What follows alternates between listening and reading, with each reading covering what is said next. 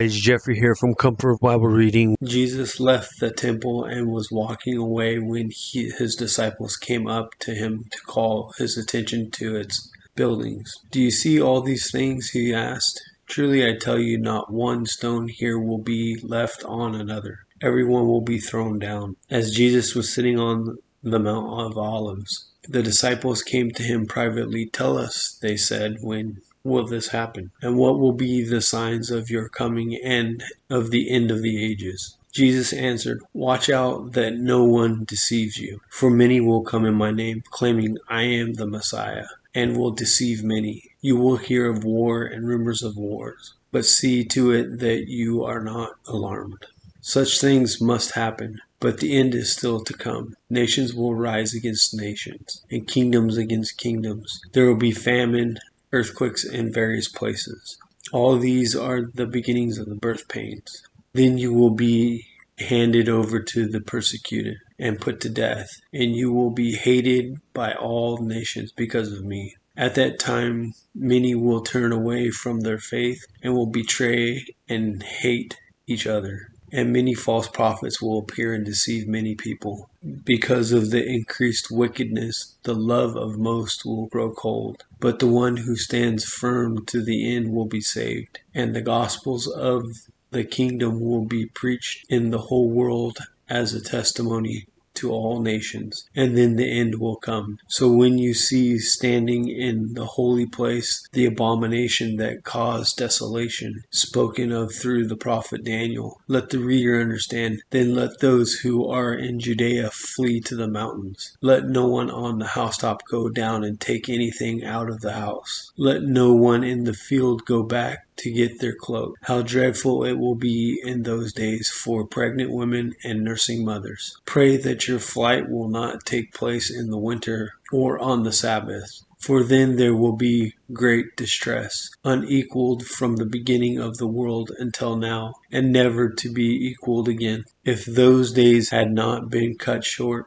no one would survive. But for the sake of the elect, those days will be shortened. At that time, if anyone says to you, "Look, here is the Messiah," or "There he is," do not believe it, for false messiahs and false prophets will appear and perform great signs and wonders to deceive, if possible, even to elect. See, I have told you ahead of time. So if anyone tells you, "There he is, out in the wilderness," do not go out, or "Here he is in the inner room," do not believe it. For as lightning that comes from the east is visible even to the west, so will be the coming of the Son of Man. Wherever there is a carcass, there the vultures will gather. Immediately after the distress of those days, the sun will be darkened, and the moon will not give its light. The stars will fall from the skies, and the heavenly bodies will be shaken.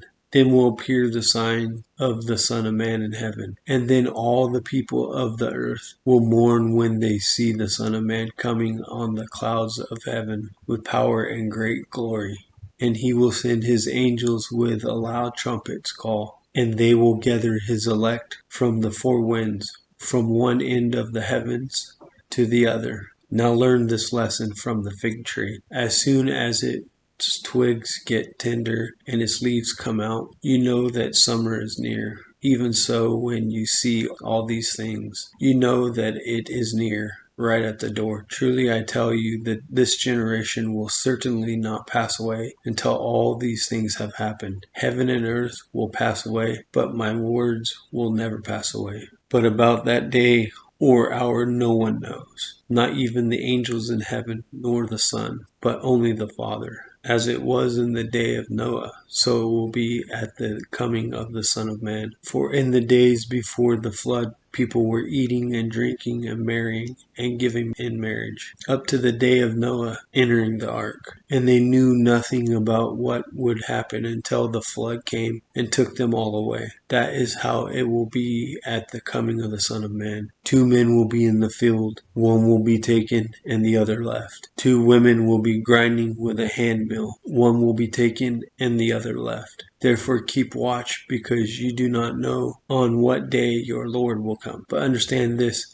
if the owner of the house had known at what time of night the thief was coming, he would have kept watch and would not have let his house be broken into. So you also must be ready, because the Son of Man will come at an hour when you do not expect him. Who then is the faithful and wise servant, whom the master has put in charge of the servants in the household to give them their food at their proper time? It will be good for the servants whose master find him doing so when he returns. Truly I tell you, he will put him in a charge of all his possessions. But suppose the servant is wicked and says to himself, my master is staying away a long time, and he then begins to beat his fellow servants and to eat and drink with the drunkards. The master of that servant will come on a day when he does not expect him, and at an hour he is not aware of. He will cut him to pieces and assign him a place with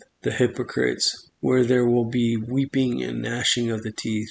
If you enjoyed this video, please subscribe. YouTube has picked this video just for you. Thank you all, and God bless.